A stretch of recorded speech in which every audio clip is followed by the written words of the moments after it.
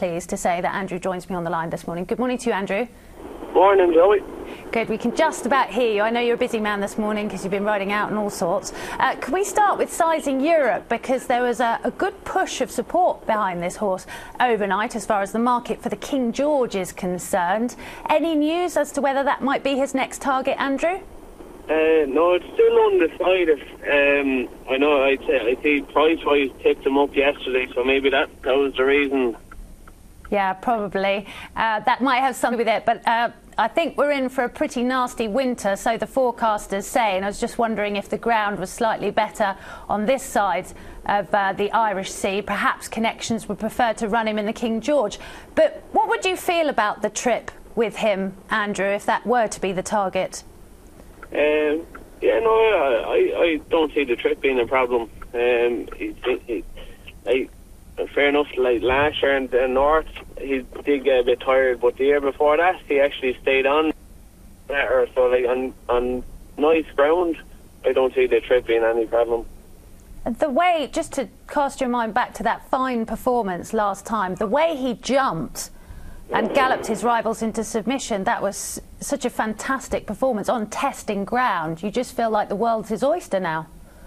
Yeah, he's very impressive the last day. He really enjoyed going up and down the hill in Clonmel, and he seems to be as good as ever. So whichever the Connections decide to do, like, you'd like to think he'll be thereabouts. Would you have a preference as his jockey? Do you think a particular assignment would be better for him? No, it's obviously up to both Henry and Anne and Alan Potts.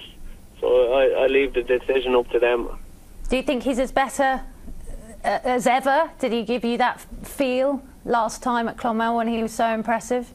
Oh, definitely. Like, he's as good as he ever was, and he was half running away coming down the hill with me. So like, he really enjoyed it. He did. Well, from one superstar to one potential superstar, well, I think he's already made it to that. Flemenstar is going to line up in the John Durkan chase. Is that definitely going to happen on Sunday? Do you think he's going to line up there?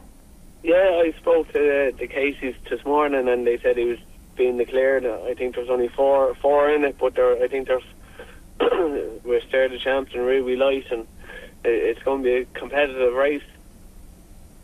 It is, but just watching his performance in the Fortria last time, I mean, this trip is is it his absolute optimum? Do you think that's what he excels over? 2.5? 2.5. He won well in over that trip in Fairviews last year.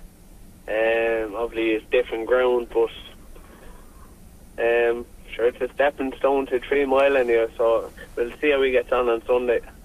And how do you feel that? Do you think they'll sort of slowly step him up in trip? Is that going to be the key? Because he looks to have, he has gears, doesn't he? He has speed, and his jumping's phenomenal. So yeah, touch wood, like, he jumps and he travels. Probably we'll see how he gets on Sunday, and all being well, he'll probably step up to 3 Mile at Christmas. And how do you feel about if Sire Deschamps turns up then at the weekend? Are you confident of serving it up to him?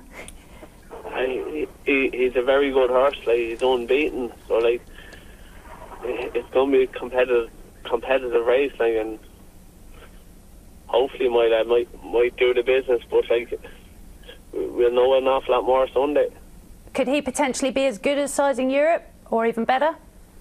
Gosh, like, they're two very good horses, and I definitely won't be comparing them anyway. Yeah. Well, you're a very lucky man, and we'll enjoy watching you over the weekend. Thanks, Andrew. Thanks very much.